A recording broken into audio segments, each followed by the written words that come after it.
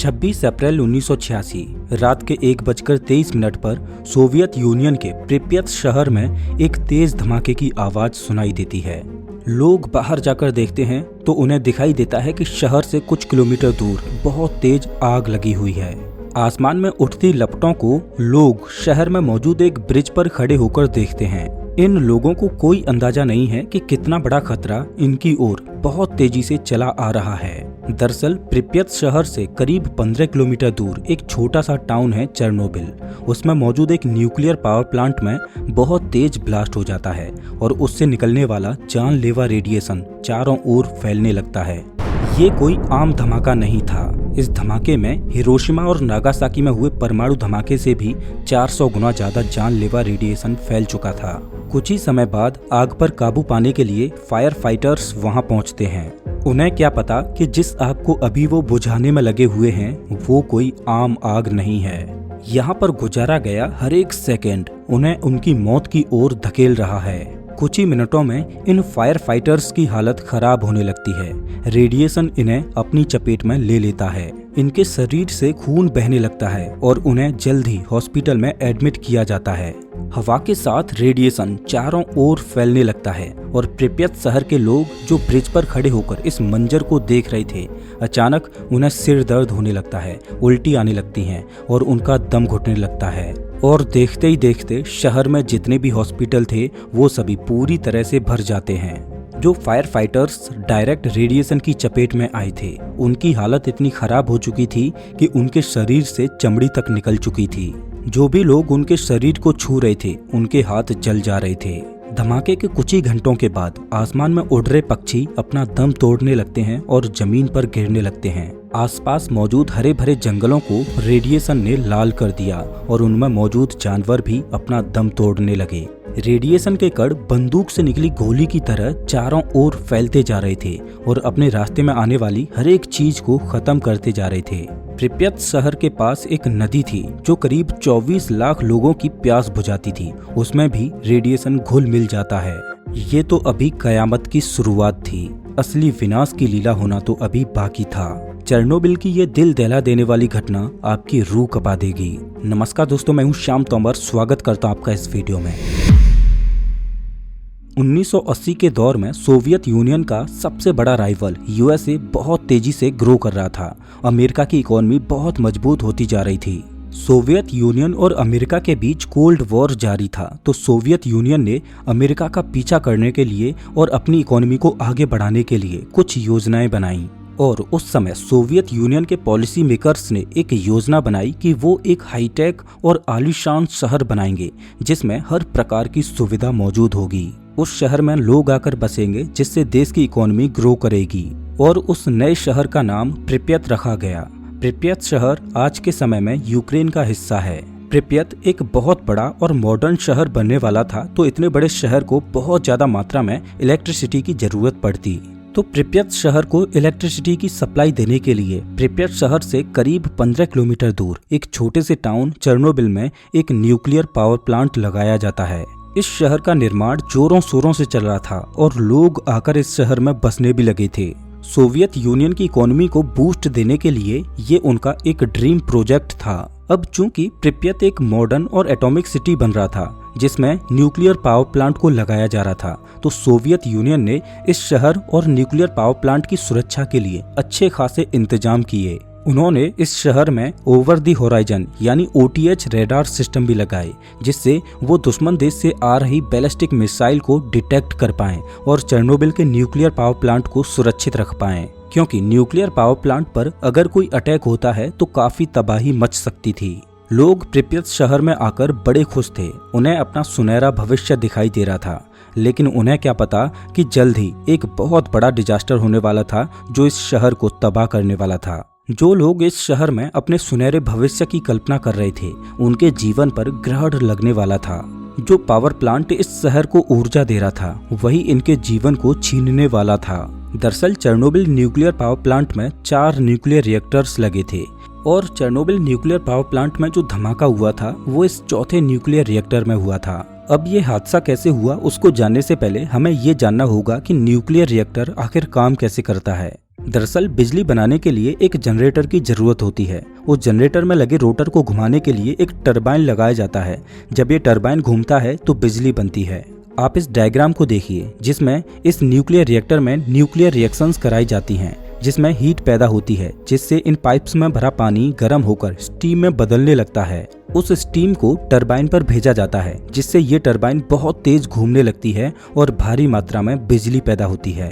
अब ये पानी नाभिकीय रिएक्टर में कूलेंट का भी काम करता है, जिससे रिएक्टर के आसपास ओवर हीटिंग को रोका जाता है।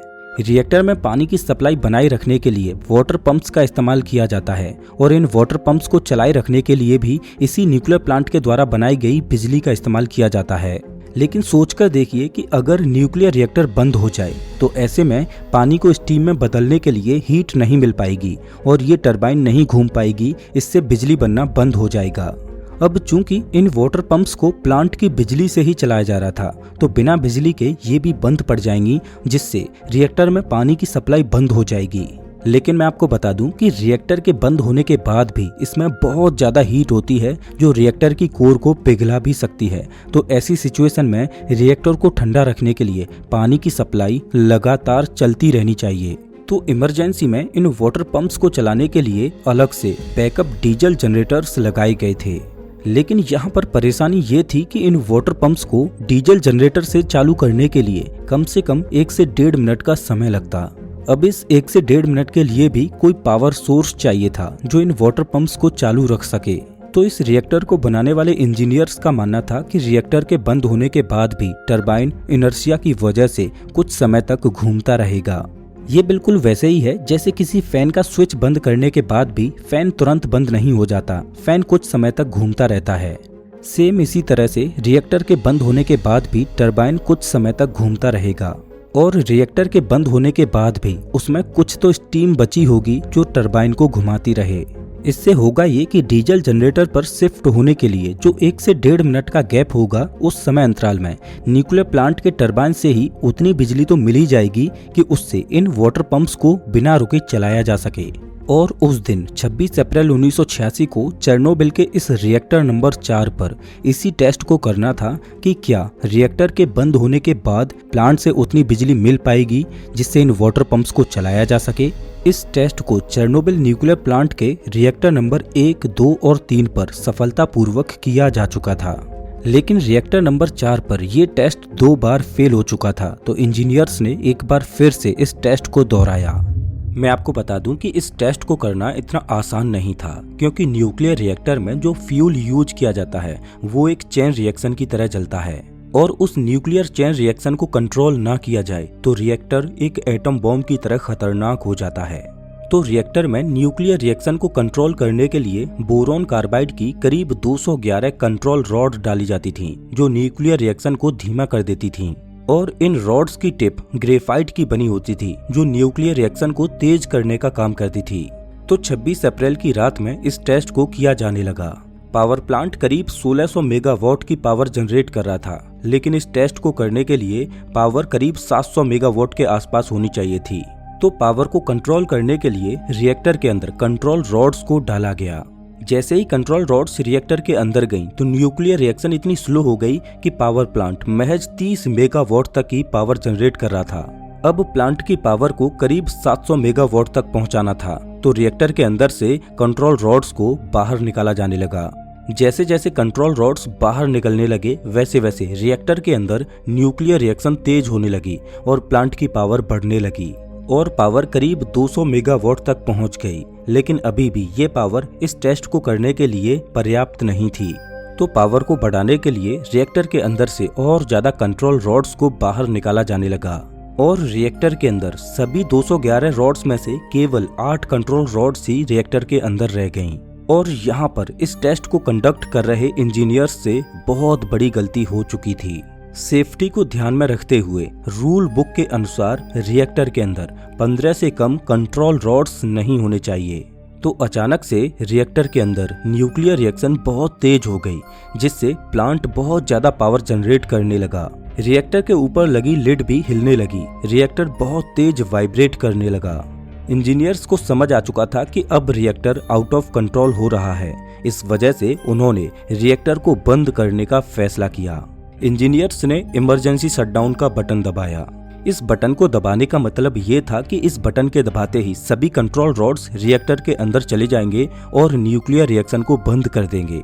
लेकिन ऐसा करना भी इंजीनियर्स के द्वारा एक बहुत बड़ी गलती साबित हुई, क्योंकि पहले से ही रिएक्टर के अंदर न्यूक्लियर रिएक्शन बहुत तेज थी और जैसे ही इन रॉड्स को रिएक्टर के अंदर डाला जाने लगा, वैसे ही इन सभी कंट्रोल रॉड्स के टिप पर लगे ग्रेफाइट ने रिएक्टर के अंदर न्यूक्लियर रिएक्शन को और तेज कर दिया। अचानक से रिएक्टर की पावर 33,000 मेगावाट को भी पार कर गई और एक तेज धमाके के साथ रिएक्टर ब्लास्ट कर गया। न्यूक्लियर रिएक्टर का सबसे खतरनाक हिस्सा यानी रिएक्टर की कोर अब खुल चुकी थी, जो कि एटमॉस्फेयर में बेहिसाब रेडिएशन को छोड़ रही थी। रेडिएशन का लेवल इतना ज्यादा था कि अगर कोई इंसान पावर प्लांट के पास महज 30 सेकंड ही खड़ा हो जाए तो उसकी मौत तय थी। दोस्तों, रेडिएशन विज्ञान जगत की वो काली और अदृश्य शक्ति है जो इंसानी शरीर की कोशिकाओं को छलनी कर देती है, डीएनए को तोड़ देती है और शरीर में कैंसर को पैदा करती है। चेरनोबिल के पास मौजूद प्रिपेत शहर के लोग भारी मात्रा में इस रेडिएशन का शिकार होते हैं। हर मिनट रेडिएशन वायुमंडल में फैलता जा रहा था। अगर रिएक्टर की कोर को शांत नहीं किया गया तो ये और ज्यादा खतरनाक होता जाएगा। इसके लिए हेलीकॉप्टर्स की मदद से रिएक्टर के ऊपर धूल और मिट्टी को डाला गया और आग को बुझाते बुझाते एक हेलीकॉप्टर इसमें क्रैश हो गया। पहले तो ऑफिशियल्स ने प्रिपेत शहर के लोगों को शहर से बाहर ना जाने देने का फैसला किया ताकि लोगों के द्वारा रेडिएशन उस शहर के बाहर ना जा पाए। लेकिन बाद में ये रियलाइज किया गया कि जितनी देर प्रिपेत के लोग रेडिएशन की चपेट में रहेंगे, उतनी जल्दी उनकी मौत उनके करीब आती जाएगी। तो फैसला किया गया कि प्रिपेत शहर को खाली कराया जाए। पहले तो ये माना जा रहा था कि सिर्फ 3 दिनों की ही बात है। 3 दिन के बाद सिचुएशन जैसे ही कंट्रोल में आएगी, उसके बाद प्रिपेत के लोग वापस अपने घरों में आ सकते हैं। लेकिन सिचुएशन कंट्रोल होने की बजाय बद से बदतर होती जा रही थी। परेशानी ये थी कि रिएक्टर की कोर में इतनी ज्यादा हीट थी कि जो भी धूल और मिट्टी रिएक्टर के ऊपर डाली जा रही थी वो पिघलकर लावा बनती जा रही थी और वो लावा धीरे धीरे नीचे की ओर धंसता जा रहा था, जो कि एक नए खतरे की ओर बढ़ रहा था। दरअसल रिएक्टर के नीचे पानी का एक बहुत बड़ा टैंक था और वो लावा उसी टैंक की ओर बढ़ रहा था। वैज्ञानिक इस बात से चिंतित थे कि अगर ये लावा उस टैंक में चला गया तो टैंक में मौजूद पानी तुरंत भाप में बदल जाएगा, जिससे टैंक के अंदर बहुत ज्यादा प्रेशर बन जाएगा और टैंक ब्लास्ट हो जाएगा। अगर ऐसा हुआ तो कयामत आ जाएगी, क्योंकि इससे 30 किलोमीटर के रेडियस में तबाही आ जाएगी। इस बड़े खतरे को टालने का सिर्फ एक ही उपाय था कि रिएक्टर के नीचे मौजूद उस टैंक को ही खाली कर दिया जाए। लेकिन यहाँ पर परेशानी ये थी कि उस टैंक को खाली करने के लिए किसी को टैंक के अंदर जाना होगा और अंदर से ही पानी को ड्रेन करने के लिए वाल्व को खोलना होगा। लेकिन ऐसा करेगा कौन? कौन अपनी जान जोखिम में डालकर उस रेडिएशन से भरे पानी में जाएगा, जब पता हो कि पानी में जाने के बाद मौत निश्चित है। लोगों को काफी लोभ और लालच दिया गया उस टैंक में जाने के लिए, लेकिन सबको पता था कि अगर वो टैंक में गए तो वो 7 दिनों से ज्यादा जिंदा नहीं बच पाएंगे। तो उन्हें टैंक में जाने के लिए जो धन दौलत मिलेगा उसका वो क्या करेंगे। लेकिन अगर टैंक को खाली नहीं किया गया तो करोड़ों लोगों की जान चली जाएगी। तो आने वाले खतरे को भांपते हुए 3 लोगों ने उस रेडियो एक्टिव पानी में उतरने का फैसला किया। उन्होंने स्पेशल सूट पहना जो रेडिएशन को उनके शरीर में प्रवेश करने से रोक पाए और एक टॉर्च की मदद से उन्होंने उस टैंक के वाल्व को खोला और टैंक को खाली किया। आने वाला बड़ा खतरा तो टल चुका था, लेकिन रिएक्टर नंबर 4 की आग शांत होने का नाम ही नहीं ले रही थी। करीब 10 दिनों का समय लगा इस रिएक्टर की आग को कंट्रोल करने में। आग तो कंट्रोल हो चुकी थी, लेकिन रिएक्टर की कोर खुल जाने की वजह से रेडिएशन अभी भी फैल रहा था। रिएक्टर के चारों ओर रेडियो एक्टिव मटेरियल बहुत ज्यादा मात्रा में फैल चुका था, तो उसको साफ करने के लिए पहले तो रिमोट कंट्रोल्ड रोबोट्स को वेस्ट को साफ करने के लिए लगाया गया। लेकिन रेडिएशन की मात्रा ज्यादा होने की वजह से ये रोबोट्स खराब होने लगे। अब रेडियो एक्टिव वेस्ट को लोगों को ही साफ करना था, वो भी अपनी जान की बाजी लगाकर। प्लान ये बनाया गया कि एक वर्कर 90 सेकंड से ज्यादा उस मलबे के पास नहीं रुकेगा और सिर्फ 90 सेकंड्स में ही वो वर्कर जितना वेस्ट क्लीन कर सकता है वो करेगा। 90 सेकंड्स खत्म होते ही वो वहां से भाग जाएगा और दूसरा वर्कर उसकी जगह लेगा और ये प्रोसेस लगातार चलता रहेगा। 1986 से 1987 के बीच में करीब 2 लाख लोगों को इस वेस्ट को साफ करने के लिए भेजा गया। इस प्लांट के करीब 30 किलोमीटर के रेडियस में एक बाउंड्री को बनाया गया और इसको एक रिस्ट्रिक्टेड एरिया बनाया गया और इसमें किसी का भी जाना मना है। सोवियत यूनियन के ऑफिशियल्स ने रिएक्टर को ढकने के लिए इसके ऊपर एक स्ट्रक्चर को बनाया जिसे रेडिएशन को कंट्रोल करने के लिए बनाया गया था, लेकिन समय के साथ ये स्ट्रक्चर कमजोर पड़ता गया। इस वजह से लॉन्ग टर्म प्लानिंग को करते हुए साल 2010 में इसके ऊपर एक और नया स्ट्रक्चर बनाया गया जो कि साल 2017 तक कंप्लीट हो गया, लेकिन ये स्ट्रक्चर भी महज 100 सालों तक ही काम करेगा। वैज्ञानिकों का मानना है कि आने वाले 20,000 सालों तक यहाँ पर रेडिएशन खत्म नहीं होने वाला। भले ही रिएक्टर को कवर कर दिया गया हो, लेकिन अभी भी ये भारी मात्रा में रेडिएशन को छोड़ रहा है। चेरनोबिल के इस डिजास्टर में लाखों लोगों की जिंदगियां तबाह हो गईं। चेरनोबिल की ये घटना हिरोशिमा और नागासाकी पर गिराए गए परमाणु बम से भी ज्यादा खतरनाक साबित हुई, क्योंकि हिरोशिमा और नागासाकी में आज भी लोग रह रहे हैं, लेकिन चेरनोबिल के 30 किलोमीटर के रेडियस में किसी का भी जाना मना है। एक छोटी सी गलती की वजह से चेरनोबिल की इस घटना ने धरती के सीने पर एक ऐसा घाव दिया है जिसकी सजा आने वाली पीढ़ियों को 20,000 सालों तक भुगतनी होगी। विज्ञान को एक कंट्रोल वे में इस्तेमाल किया जाए तो ये एक वरदान है। अगर थोड़ी सी भी चूक हुई तो विज्ञान अभिशाप भी बन जाती है और कई जिंदगियों को उजाड़ देती है। और 12 नवंबर 1996 को विज्ञान का ऐसा ही अभिशाप दिल्ली के आसमान में लगा, जब एक छोटी सी गलती की वजह से 2 जहाज आसमान में आमने सामने से जा टकराए और चकनाचूर हो गए और पल भर में उनमें बैठे सैकड़ों लोगों की जिंदगियां उजड़ गईं। दिल्ली की इस दिल दहला देने वाली घटना को आप स्क्रीन पर दिख रही इस वीडियो में देख सकते हो। मैं आपको वहीं मिलता हूँ।